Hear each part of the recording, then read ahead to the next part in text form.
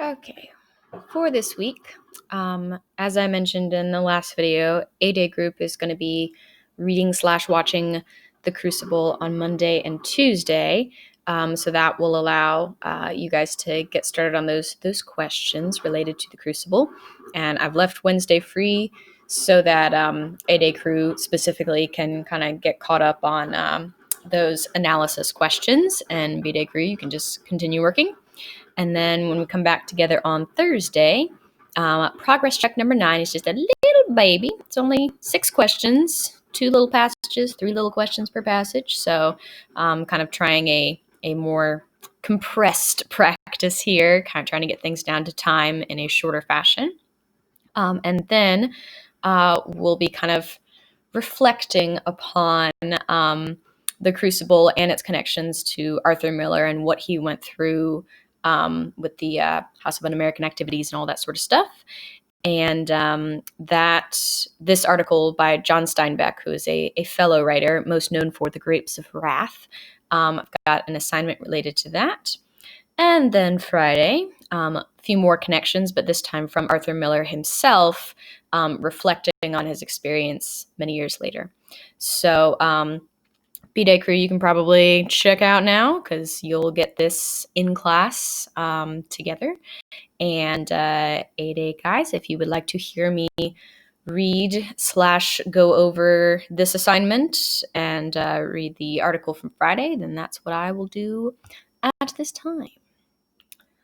All right.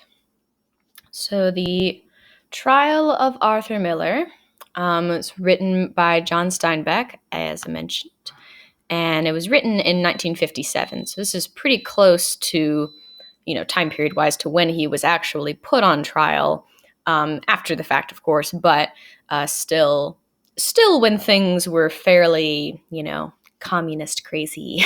So the description that is given is that in this essay from the June 1957 Esquire magazine, John Steinbeck eloquently defends American playwright Arthur Miller and excoriates the House Un-American Activities Committee. Curiously, Steinbeck here uses the rhetoric of patriotism to counter McCarthy's and the HUAC's patriotic rhetoric. This typifies Steinbeck's approach to social problems, turn the rhetoric used unjustly against itself. So very clever rhetorical strategy. So one thing that I'll ask you about after I read this essay, let me skip over to my assignment real quick, is to find rhetorically significant elements. So obviously you've just kind of been given a hint of one. You don't have to talk about this one, of course, but one thing that you can look for is that kind of patriotic rhetoric, the tone of patriotism that Steinbeck attempts to establish as he tries to defend Arthur Miller and Arthur Miller's refusal to give names to the House of Un-American Activities. And of course, then you will look for a couple of other rhetorical elements and basically kind of give me what would be sort of body paragraphs of a rhetorical analysis essay, but kind of in a more listy form rather than cohesive essay form. So you don't need to worry necessarily about like transitions between items or anything like that. You're really just focusing on elements that are effective and trying to construct a really good, here's the element, here's how it's used, here is direct evidence of the element, here is why it's effective, commentary, etc., so on and so forth. Just kind of continuing to practice that looking for good stuff in rhetorical analysis essays kind of skill. So here is the essay itself in the words of author John Steinbeck. The trial of Arthur Miller for contempt of Congress brings close to all of us one of the strangest and most frightening dilemmas that a people and a government has ever faced.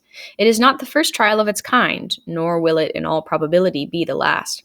But Arthur Miller is a writer, one of our very best. What has happened to him could happen to any writer, could happen to me. We are face to face with a problem by no means easy of solution. No man knows what he might do in a given situation, and surely many men must wonder how they would act if they were in Arthur Miller's shoes. I wonder what I would do. Let me suppose that I were going to trial for contempt of Congress as he is. I might be thinking somewhat as follows. There is no doubt that Congress has the right, under the law, to ask me any question it wishes and to punish my refusal to answer with a contempt charge. The Congress has the right to do nearly anything conceivable. It has only to define a situation or an action as a clear and present danger to public safety, public morals, or public health. The selling or eating of mince pie could be made a crime if Congress determined that mince pie was a danger to public health, which it probably is. Since many parents raise their children badly, mother love could be defined as a danger to the general welfare. Surely, Congress has the right to ask me anything on any subject. The question is, should Congress take advantage of that right? Let us say that the Congressional Committee feels that the Communist Party and many groups which have been linked with it, sometimes arbitrarily, constitute a clear and present danger to the nation. Now, actually, it is neither virtue nor good judgment on my part that has kept me from joining things. I am simply not a joiner by nature. Outside of the Boy Scouts and the Episcopal choir, I have never had an impulse to belong to things. But suppose I had, and suppose I have admitted my association with one or more of these groups posted as dangerous. As a writer, I must have been interested in everything, have felt it part of my profession to know and understand all kinds of people and groups. Having admitted these associations, I am now asked by the committee to name individuals I have seen at meetings of such groups. I hope my reasoning then would go as follows. The people I knew were not, and are not, in my estimation, traitors to the nation. If they were, I would turn them in instantly. If I give names, it is reasonably certain that the persons named will be called up and questioned. In some cases, they will lose their jobs, and in any case, their reputations and standing in the community will suffer. And remember that these are persons who I honestly believe are innocent of any wrongdoing. Perhaps I do not feel that I have that right, that to name them would not only be disloyal, but actually immoral. The committee then is asking me to commit an immorality in the name of public virtue. If I agree, I have outraged one of our basic codes of conduct, and if I refuse, I am guilty of contempt of Congress, sentenced to prison and fined. One way outrages my sense of decency, and the other brands me as a felon, and this brand does not fade out. Now, suppose I have children, a little property, a stake in the community. The threat of the contempt charge jeopardizes everything I love.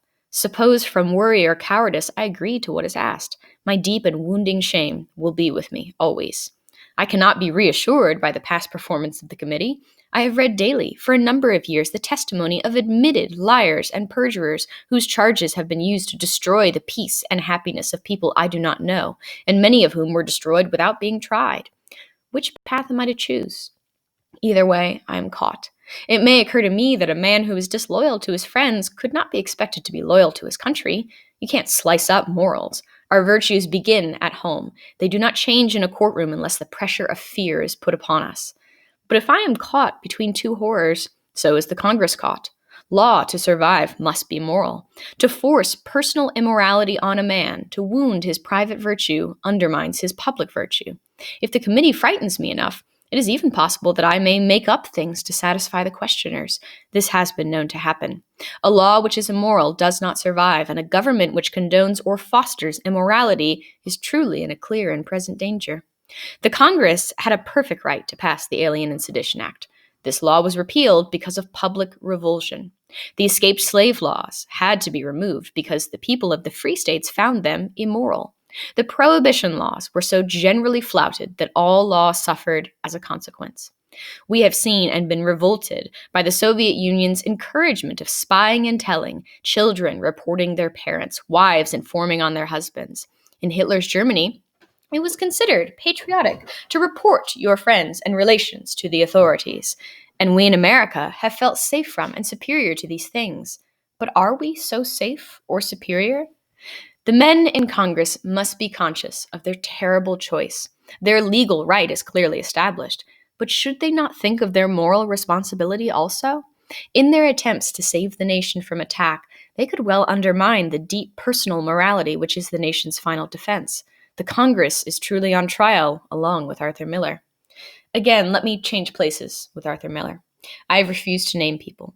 I am indicted, convicted, sent to prison. If the charge were murder or theft or extortion, I would be subject to punishment, because I and all men know that these things are wrong. But if I am imprisoned for something I have been taught from birth is a good thing, then I go to jail with a deep sense of injustice, and the rings of that injustice are bound to spread out like an infection. If I am brave enough to suffer for my principle, rather than to save myself by hurting other people I believe to be innocent, it seems to me that the law suffers more than I, and that contempt of the law and of the Congress is a real contempt rather than a legalistic one. Under the law, Arthur Miller is guilty, but he seems also to be brave. Congress feels that it must press the charge against him to keep its prerogative alive. But can we not hope that our representatives will inspect their dilemma? Respect for the law can be kept high only if the law is respectable. There is a clear and present danger here, not to Arthur Miller, but to our changing and evolving way of life. If I were in Arthur Miller's shoes, I do not know what I would do, but I could wish for myself and for my children that I would be brave enough to fortify and defend my private morality as he has. I feel profoundly that our country is better served by individual courage and morals than by the safe and public patriotism which Dr. Johnson called the last refuge of scoundrels. My father was a great man, as any lucky man's father must be. He taught me rules I do not think are abrogated by our nervous and hysterical times. These laws have not been annulled, these rules of attitudes. He taught me glory to God, honor to my family, loyalty to my friends, respect for the law, love of country, and instant and open revolt against tyranny, whether it come from the bully in the schoolyard, the foreign dictator, or the local demagogue. And if this be treason, gentlemen, make the most of it. All right, so that was John Steinbeck's defense. Very passionate, very rhetorically effective defense of Arthur Miller. So your mission is to just point out a few things that he did that you're like, dang, that was a nice thing. Good job, John Steinbeck. And that, hopefully, will be simple enough. All right, so last thing here, Arthur Miller's own, defense and explanation for himself. So you'll notice this was written many years later, so far after the initial controversy and the scandal and the blacklisting and everything that happened during that time. So in the year 2000, we're not terribly concerned about communism, not in the same way that they were in the 1950s, at least. Still not a fan, but, not thinking that it's going to take over our nation at this time. So this is Arthur Miller's explanation of why he wrote The Crucible and of the trials that he went through as well. So the title of it is Are You Now or Were You Ever? Which was the question that people on trial were asked, are you now or were you ever a communist? So he just leaves off the ending bit. So starting from the top. It would probably never have occurred to me to write a play about the Salem witch trials of 1692 had I not seen some astonishing correspondences with that calamity in the America of the late 40s and early 50s. My basic need was to respond to a phenomenon which, with only small exaggeration, one could say paralyzed a whole generation and in a short time dried up the habits of trust and toleration in public discourse.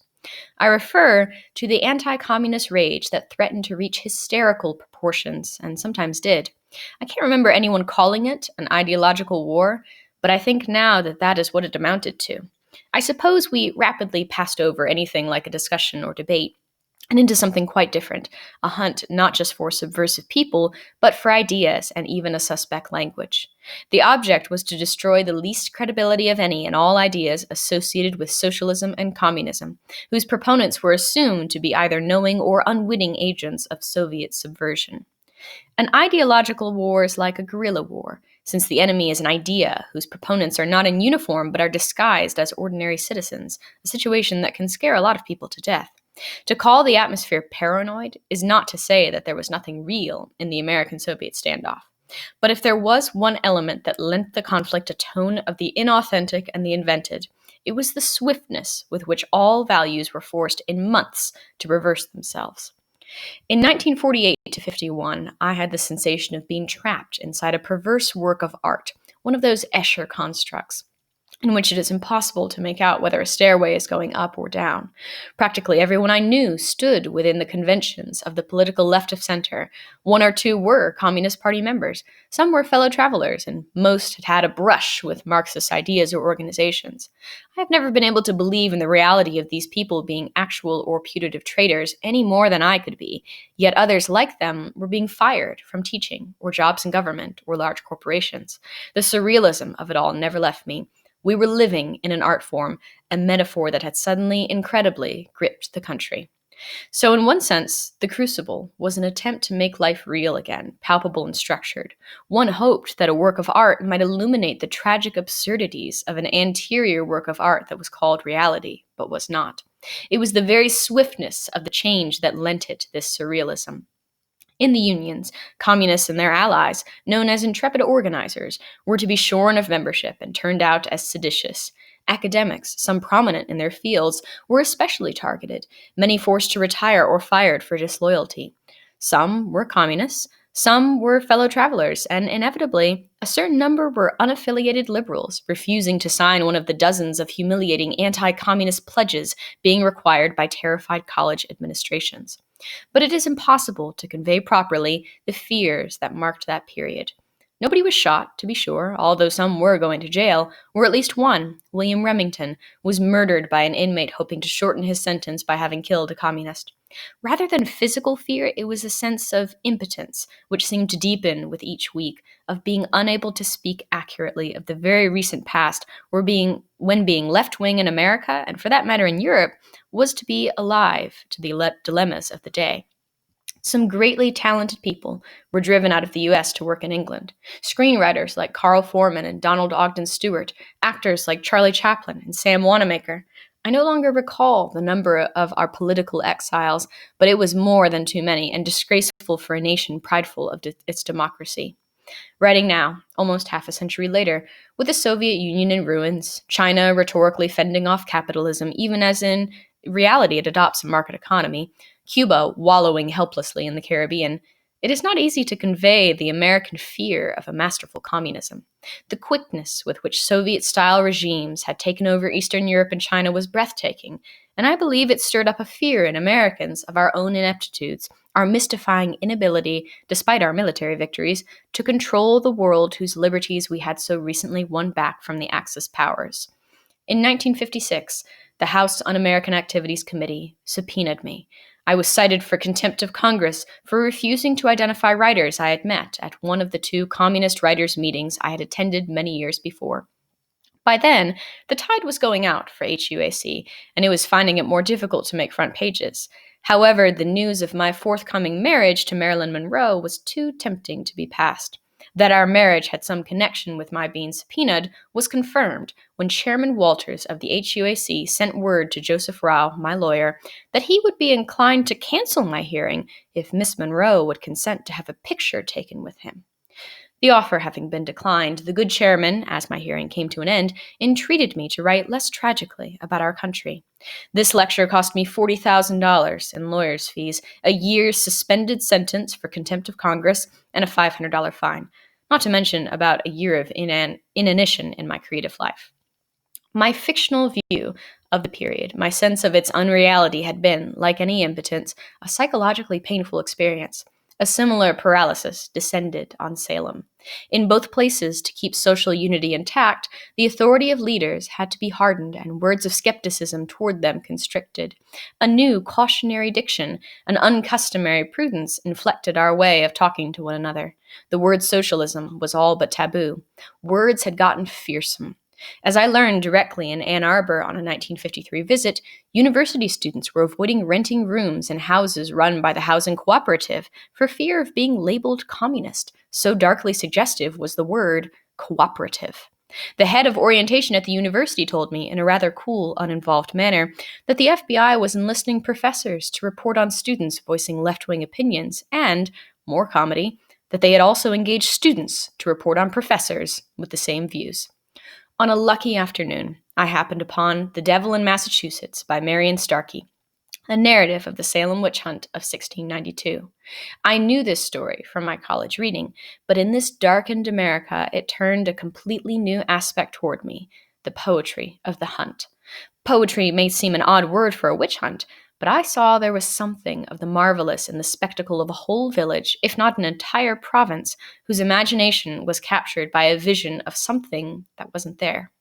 Turning to Salem was like looking into a petri dish, an embalmed stasis with its principal moving forces caught in stillness.